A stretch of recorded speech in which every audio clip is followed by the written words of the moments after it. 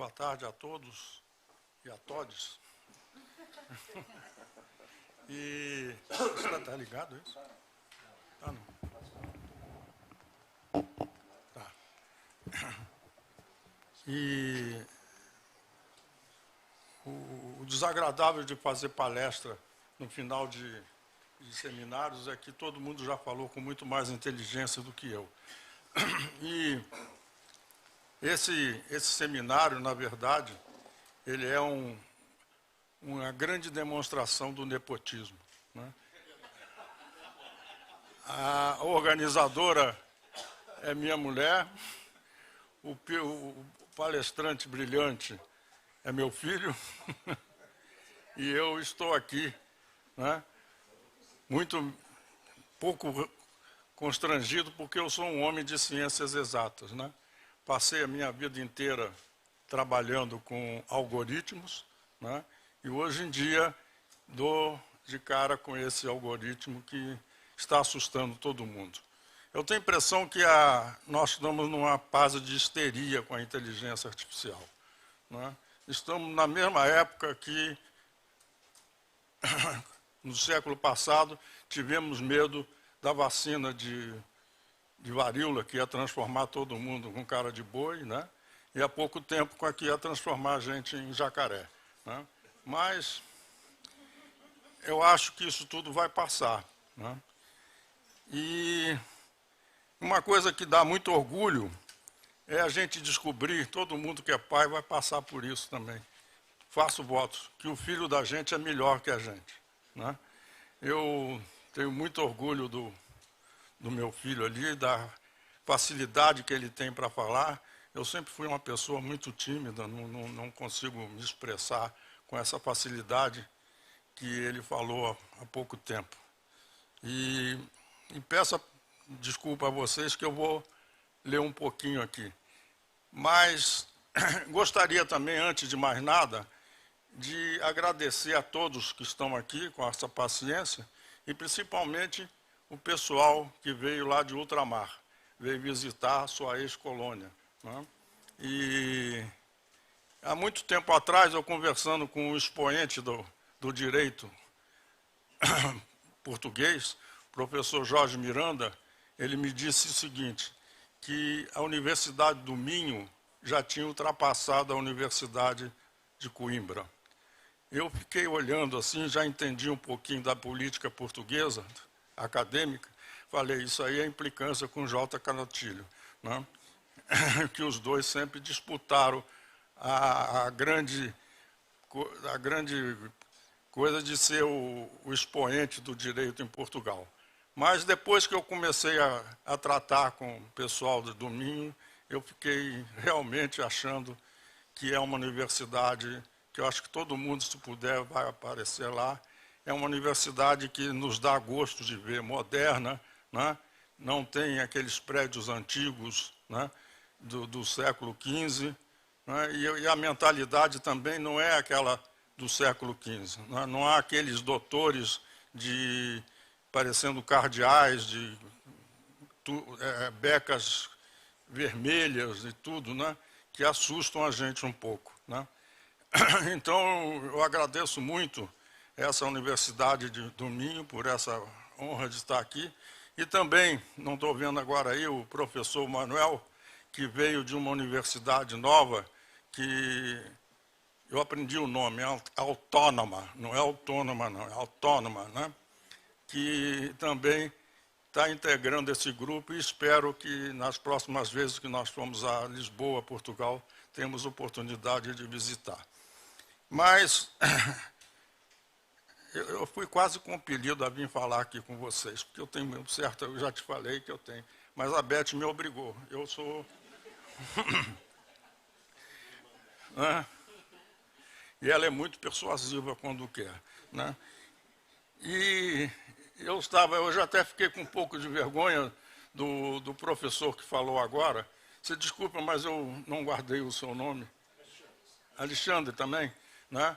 Que eu estava tentando escrever um livro também sobre esse mesmo assunto, né? O direito internacional humanitário e a guerra cibernética. Eu estava estudando a guerra cibernética com mais cuidado, né? O problema do ciberespaço, dos algoritmos, que a vida inteira eu me dediquei a estudar algoritmos, e cheguei a uma conclusão que a inteligência artificial vai aparecer. Não adianta a gente ficar aqui preocupado se ela vai fazer bem ou mal, não é? Se aquela série de filmes que ontem o ministro Coelho citou aqui seria bom ou ruim, né? Onde ela aparece pelo mal ou pelo bem. Ela vai aparecer porque nós tivemos a mesma coisa quando apareceu o computador. Não é? O presidente da IBM, que depois teve que sair, disse o erro histórico. Ninguém quer ter um computador em casa, isso é bobagem. Né? E hoje em dia, quem não tem um computador em casa e pode ter, né, é um atrasado, um ignorante, né, completamente. E como a inteligência artificial vai agregar muita coisa, já porque a ignorância não precisa ser artificial, ela já está muito grande aí, né?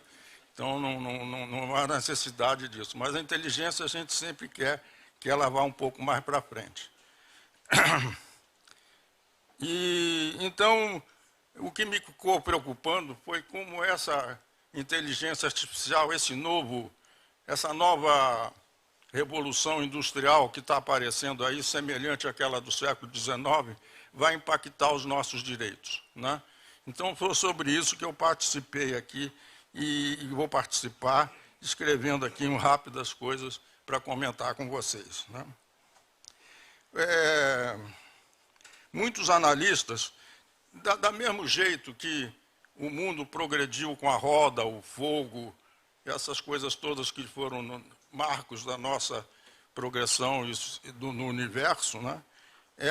No universo não sei se, como dizia o programa de televisão, se a verdade está lá fora, não sei ainda, isso é certo, mas essas coisas revolucionaram a nossa vida completamente, né? E do mesmo jeito que a inteligência artificial vai haver. Nós precisamos parar com essa histeria, que isso aí vai matar todo mundo, que vai acabar com o mundo, né? E parar de ver o Schwarzenegger, né, vestido hora de exterminador do futuro, hora de protetor do futuro. Né? Isso tudo vai acontecer sem que a gente possa fazer alguma coisa. Então, voltando a essa nossa coisa, esse nosso assunto, né, eu digo que muitos analistas afirmam que os avanços das tecnologias digitais em rede estão impulsionando o surgimento de uma nova revolução industrial, que vai provocar mudanças que a gente ainda não tem ideia de como isso vai acontecer. São mudanças que, semelhantes à Revolução Industrial do século XIX, o que ela conseguiu? Trouxe muitos benefícios, mas também, ao mesmo tempo, trouxe muitos prejuízos, que demoraram muito para serem avaliados. E hoje em dia a gente sente o problema do uso indiscriminado do carvão, do vapor, né? E que isso aí nos provoca muita coisa. As sociedades contemporâneas enfrentam o surgimento da inteligência artificial, um dilema semelhante. E um dos grandes desafios do milênio consiste precisamente em identificar e antecipar os efeitos sociais adversos provenientes da inovação tecnológica. Os sistemas que já incorporam a inteligência artificial, ainda que sorrateiramente, já se fazem sentir no nosso dia a dia. O impacto causado com o aparecimento de ferramentas, que já foi falado aqui várias vezes do chat GPT, nos obriga a pensar na nossa vida vão ser modificadas. Questões variadas estão sendo levantadas, inclusive muitos na área jurídica. Né? Como o Rodrigo já falou, isso aí vai ser resolvido, sempre foi. Né? Qualquer coisa que vai ser resolvida. Né? Atualmente, o homem mais poderoso do tribunal, eu não sei se o daqui está aqui, é o homem da informática. Na hora que ele desligar a tomada, não adianta os ministros e tudo, porque tudo é virtual, o processo é virtual, tudo é virtual. Né? ele ainda não prestou atenção no poder que ele tem, né? Porque na hora que ele tiver atenção nesse poder, ele vai crescer e vai querer aumentar o salário dele em 10 vezes, mais ou menos. Eu aconselho, eu não me lembro o nome dele, hein? Ilianes, a tomar essa providência rapidamente, né? A Declaração Universal dos Direitos Humanos toma como ponto de partida a inviolabilidade da dignidade humana. A dignidade da pessoa não é apenas um direito fundamental, mas também um fundamento das liberdades e direitos subsequentes, incluindo o direito da privacidade. Eu vou me ater só no direito da privacidade. Violá-la coisifica o humano, como o Rodrigo já falou, coisas e gente, né? Totalmente diferentes. Os perfis digitais, muitos deles criados graças à técnica da inteligência artificial, são compartilhados em microsegundos, sem interferência e conhecimento daquela coisa que consta, né?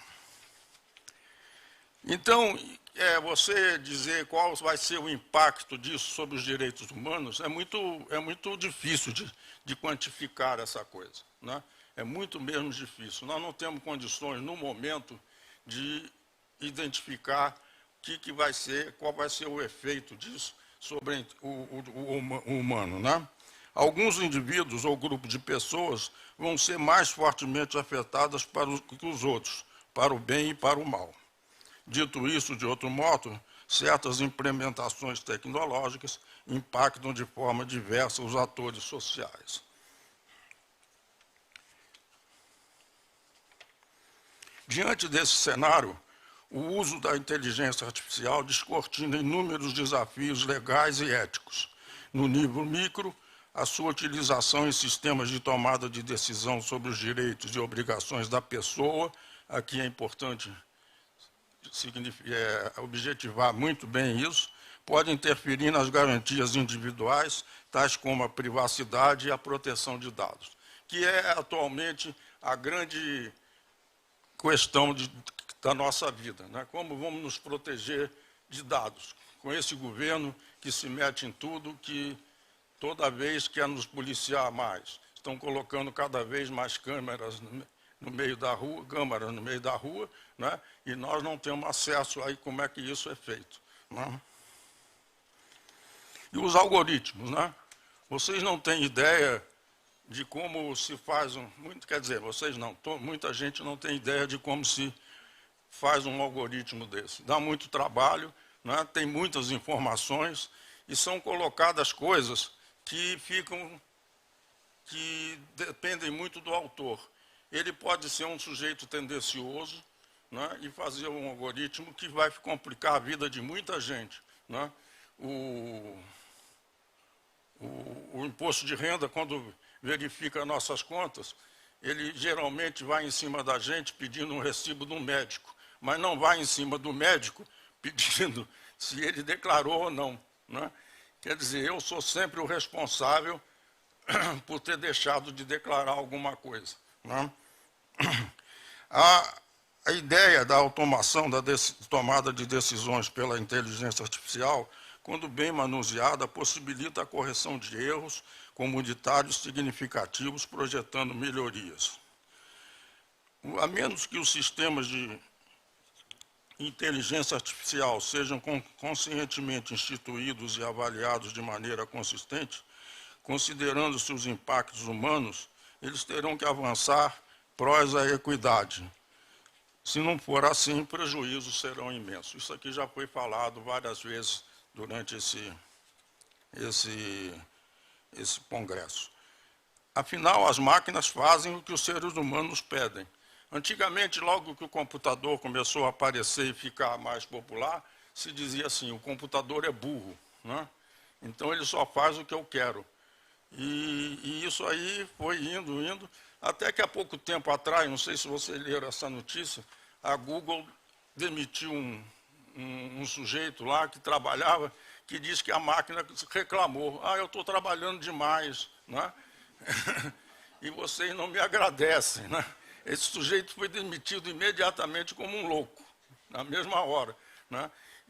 Mas isso aí, talvez, né, na imaginação dele, né, isso vai acontecer, gente, vai acontecer. Nós não podemos ficar com medo disso. Eu acho que aqui, nesses 2 dias, a gente mostrou que nós estamos um pouco com medo dessas coisas, né?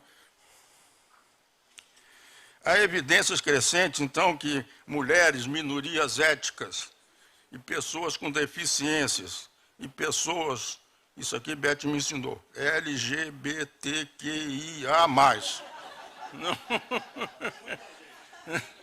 Não, não me pergunta esse mais aqui, nem que o I quer dizer, né? Eu só aprendi o que é TODS, isso eu aprendi. Pesquisas destacaram a tendência do Google em oferecer aos homens e não às mulheres empregos melhores com melhores remunerações, né? Um estudo publicado pela Agência de Direitos Fundamentais da União Europeia revela como a inteligência artificial pode amplificar a intolerância. Afinal, não é surpresa, né? Quando a decisão se baseia em dados de uma sociedade hostil a determinados segmentos, né? Eu vou me dedicar, então, a falar um pouquinho sobre o direito à privacidade, que é um direito que nos afeta muito, né? Ninguém quer saber direito se você faz isso, faz aquilo. Apesar de quem se coloca no Facebook, né, que diz, hoje eu fui ao banheiro, não sei que hora, não sei o quê, né? E todo mundo sabe da sua vida, né? Então, a gente mesmo patrocina, né, que a nossa intimidade seja invadida, né? Diante das vulnerações, inclui-se a vigilância invasiva, que corrói a autonomia individual e exacerba os desequilíbrios do poder. Bem assim, a coleta não autorizada de dados, que compromete informações pessoais, confidenciais, deixando os indivíduos vulneráveis e ataques cibernéticos, né? Eu afirmo, eu juro por Deus, que as tecnologias atuais de inteligência artificiais têm um impacto deletério no direito da privacidade. Isso nós não podemos evitar, não vai haver firewall, vai haver nada que isso aí. Elas são, por quê? Porque elas são famintas de dados, né? Elas querem maior parte de dados para depois poder, como o Alexandre, meu amigo Alex, meu dandy, né, disse mais cedo que a máquina é ladra, né? Ela rouba, né, de todo mundo, né? E muitos dados que alimentam o sistema de inteligência artificiais são pessoalmente identificados, né? E por meio de algoritmos, no caso de terem sido, aqui tem uma palavra difícil, anonimizados, né? Nesse sentido, então, eu acho que a tensão entre os benefícios da inteligência artificial e os riscos aos direitos humanos evidenciam particularmente quando se trata da privacidade, um dos direitos humanos mais importantes e essencial. No ambiente digital, que tem grandes coletas de dados, que nós mesmos às vezes colocamos, né? Você vê que para você abrir uma conta em qualquer lugar, ou comprar uma coisa lá no AliExpress, né, no Xing Ling, você põe dados ali que não interessam, são perigosos de serem colocados, né? Porque eles podem voltar contra você, né? Os algoritmos podem fazer inferências sobre as características ou comportamentos de cada pessoa, com base em seus dados, o que levanta preocupações sobre perfis de discriminação. Então, o enfrentamento desses desafios é crucial para fixar balizas e estruturas legais e éticas no espaço cibernético. Isso inclui a adoção de regulamentos, né? E que isso aí é uma coisa bastante importante. Nós temos que regulamentar essa coisa, né? E fazer e esse próprio inventores desses algoritmos, criadores desses algoritmos, começaram a ficar preocupados com isso, né?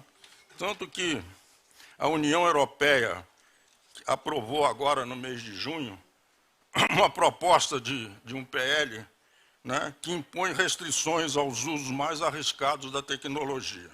Dentre os pontos de relevo estão a limitação de reconhecimentos faciais em locais públicos e o emprego dessas imagens para fins judiciais, inclusive em casos de crime graves, além da proibição de classificação de cidadãos por gênero, etnia e outros marcadores. Acorde com essa proposta, os fabricantes, além disso, ele colocou uma coisa importante, os fabricantes de sistemas de inteligência artificial deverão realizar avaliações de risco antes de colocá-los em uso. É um processo semelhante ao que, por exemplo, a Anvisa faz para colocar um remédio no mercado, né? O fato é que não só a privacidade, mas outros direitos poderiam ser impactados, a exemplo de uma influência benéfica ou maligna da inteligência artificial sobre as questões judiciais. Países em redor do mundo estão cada vez mais ansiosos de saber como essa inteligência artificial poderá ser usada para ajudar nos processos civis, penais, esses outros problemas de justiça, né? Por certo, juristas, sociólogos e especialistas têm dúvidas sobre a objetividade de tais modelos.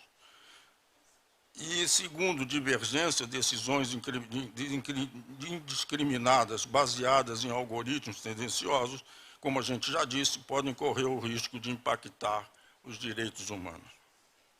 Em conclusão, eu gostaria de chamar a atenção para esse texto que eu vou ler aqui. Por certo, as tecnologias digitais têm o potencial de aprimorar a vida humana. A inteligência artificial pode resguardar a privacidade desenvolvendo técnicas para a anonimização de dados, criptografia e comunicação segura. Pode igualmente ser empregadas para detectar e prevenir eventuais violações, como o acesso não autorizado às informações pessoais ou vazamento de dados. Repare que eu tirei isso aqui do ChatGPT, e que está bem escrito, talvez melhor até que o que eu escrevi até agora, né? Mas eu também fui, como eu uso aquelas identificador anônimo do tipo VPN, eu consegui, me logando nos Estados Unidos, acessar 2 outros sites de inteligência artificial. Um que chama Bard, B-A-R-D, que é o site do Google, né? E o outro que é o site da inteligência artificial da Microsoft, que está ligado a... Agora eu me esqueci.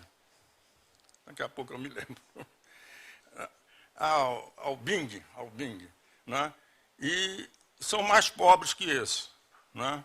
Eu comparei os 3 e é mais pobre que o GPT, né? Então, se vocês quiserem entrar nesses outros sites que não sejam o ChatGPT, é só alocar como se estivesse nos Estados Unidos, né? Eu enterro, então, com uma reflexão, né? Como os Estados democráticos e as empresas de sociedade civil enfrentarão esse grande desafio global de garantir que as inovadoras tecnologias de inteligência artificial respeitem os direitos humanos ao invés de colocá-las em risco? Como é que nós vamos impedir de transformá-la, que ela se transforme no novo Leviatã? E eu acho que a primeira coisa que nós temos que fazer é parar com essa histeria que nós estamos, todo mundo está, né? Principalmente na imprensa a gente lê isso, que a inteligência artificial vai acabar com o mundo. Né? E termino então com a frase do robô assassino do Schwarzenegger lá no Exterminador do Futuro, né? Hasta la vista, baby. Muito obrigado.